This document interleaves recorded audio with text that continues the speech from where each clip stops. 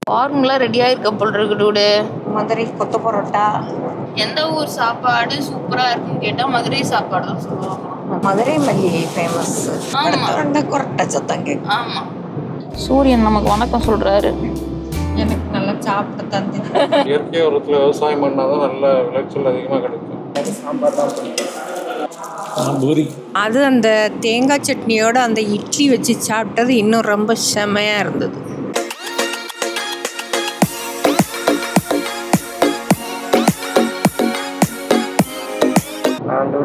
இன்னைக்கு எங்க போயிட்டு இருக்கோம்? நம்ம மதுரைக்கு போயிட்டு இருக்கோம் ஒரு ஃபங்க்ஷனுக்காக. ரொம்ப ஃபார்முலா ரெடியா இருக்க போல் இருக்கு டூடு. ஆமா. அம்மா ஹாய். ஹாய் அப்பா ஹாய். வழியெல்லாம் பாத்தீங்கன்னா பயங்கர பனிமூட்டமா இருக்கு. இதற்கு என்ன காரணம்னு நீங்க நினைக்கிறீங்க? இந்த சீசனுக்கு அப்படிதான் பெய்யும். அதுக்குன்னு இவ்வளவு பனிமூட்டமா இருந்துச்சு. முன்னாடி போற வண்டி கூட நம்ம கண்ணுக்கு தெரியலையே. இது டெல்லியில இருக்கிற மாதிரில இருந்துச்சு. இதுக்கெல்லாம் என்ன பொல்யூஷன் தான் காரணம்னு நினைக்கிறீங்களா நீங்க? இந்த ஜனவரி பிப்ரவரி மாசம் முடிகிற வரைக்கும் தான் இருக்கும். சரி பாப்பா, மதுரைக்கு போறோம். மதுரையை பத்தி கொஞ்சம் சொல்லுங்க. மதுரையில மீனாட்சி அம்மன் கோயில் தான் ஃபேமஸ். ஓகே. திருச்சியிலேருந்து பஞ்சப்பூர் வழியாக போகிறோம். பஞ்சப்பூர் போய் விராலிமலை, தோரங்குறிச்சி, கொட்டாம்பட்டி வழியாக போவோம், மேலூர் வழியாக. மதுரைனா உனக்கு என்ன ஞாபகம் வருது? Madurai Meenakshi Amman temple. Okay. Nayakkar Mahal. Okay. Madurai kothu parotta. வேற சில்லி பரோட்டா. சில்லி பரோட்டா எல்லாமா ஃபேமஸ்? ஆமா, கொத்து பரோட்டா தான் ஃபேமஸ்.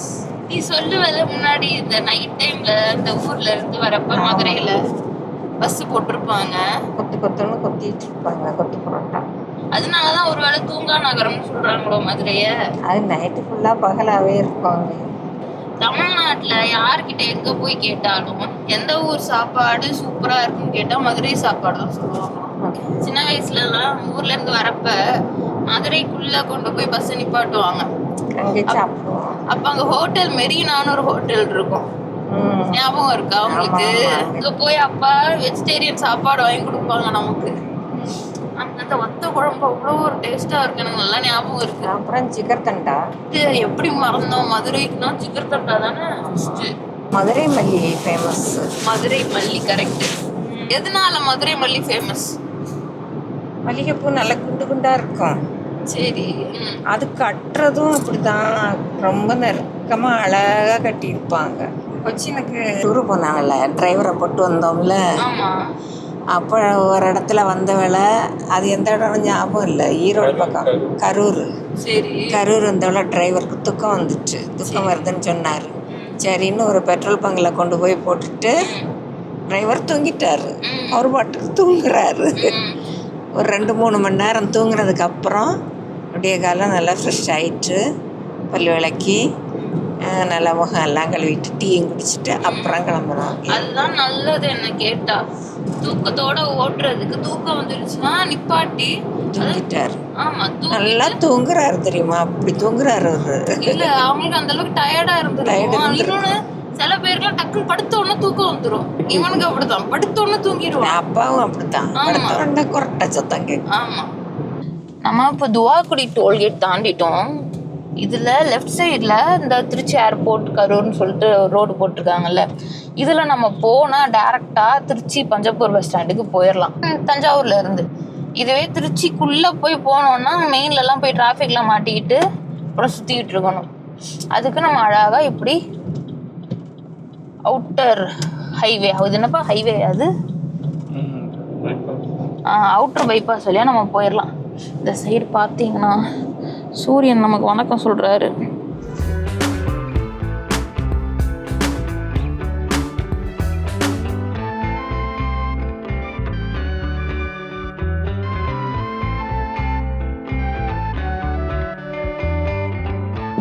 வயலில்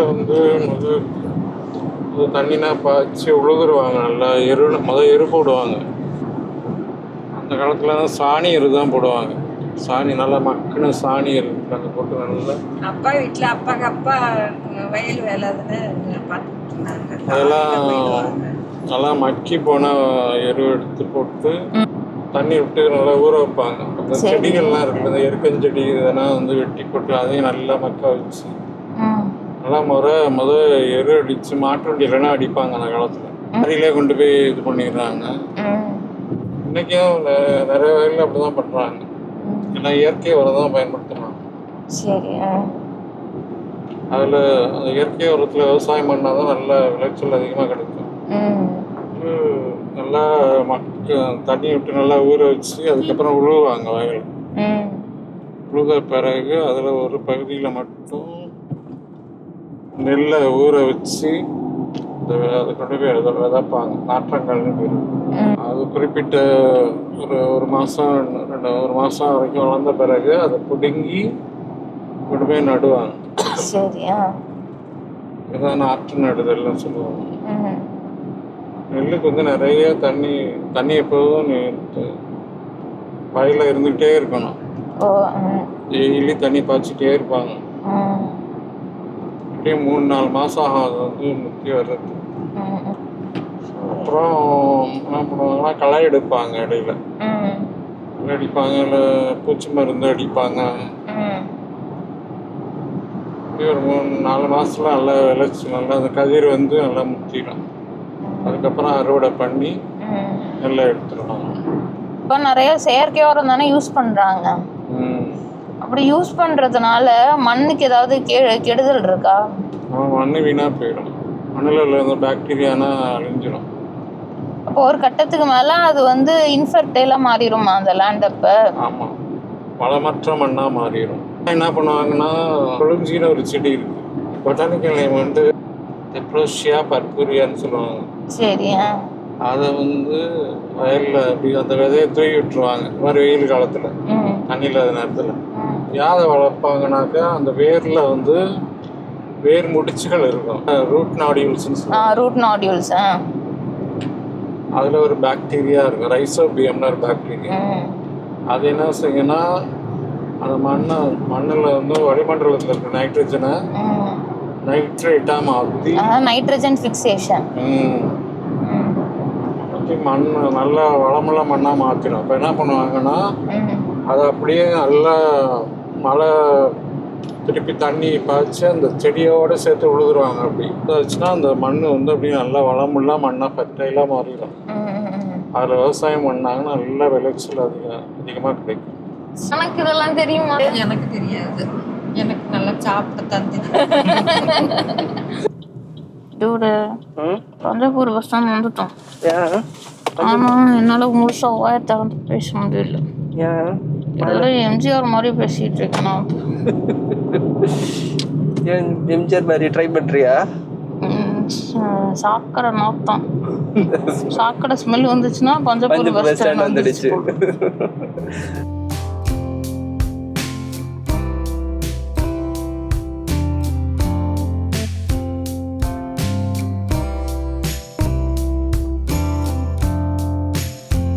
பயங்கரமா இது பண்ணியிருக்காங்க. இல்ல கட்டடம்லாம் கன்ஸ்ட்ரக்ஷன்லாம் சூப்பரா இருக்கு. அந்த ஸ்மெல்லு தான் எப்படா அந்த ஏரியா தாண்டுவோன்னு இருக்கு.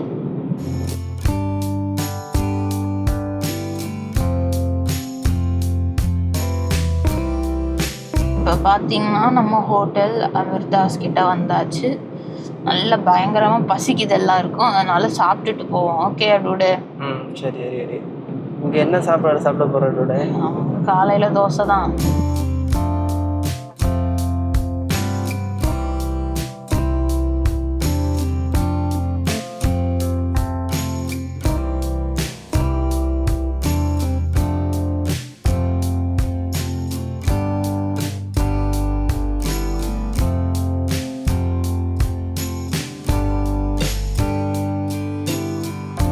சாம்பார் தான் டூடே. எனக்கு சாம்பார் தான் பிடிக்கும். நீங்கள் என்ன சாப்பிட்றீங்க? பூரி. எப்படி இருக்கு? நல்லா இருக்கு. சூப்பராக இருக்கா? உங்களுக்கு இங்கே சாப்பாடு பிடிக்குமா? எப்போ நம்ம இங்கே தான் சாப்பிடுவோம். அதான் கேட்குறேன். நல்லா இருக்கு. அப்பா தான் கண்டுபிடிச்சது இந்த ஹோட்டலில். ஹோட்டல் அமிர்தாஸ். சரி, ஆனால் கொஞ்சம் பூரி கொடுங்க.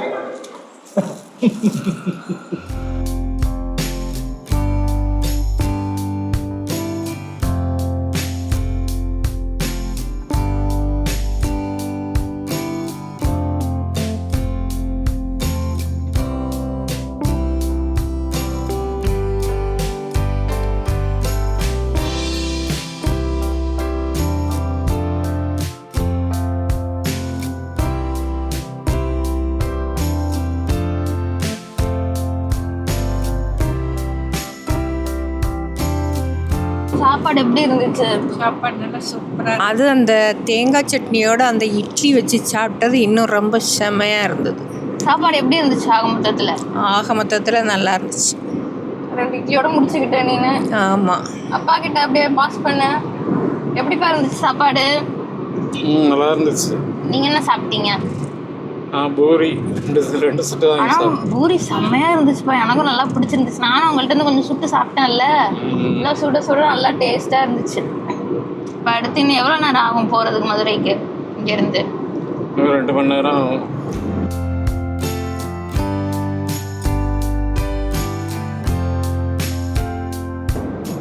சரி டுடே மதுரை கிட்ட வந்துட்டோம். இப்போ வீடியோ முடிச்சுக்குவோமா? சரி அம்மா பாய். பாய். Bye. Okay, see you on another video. Until then, bye from Stalin and me. Ta-da today.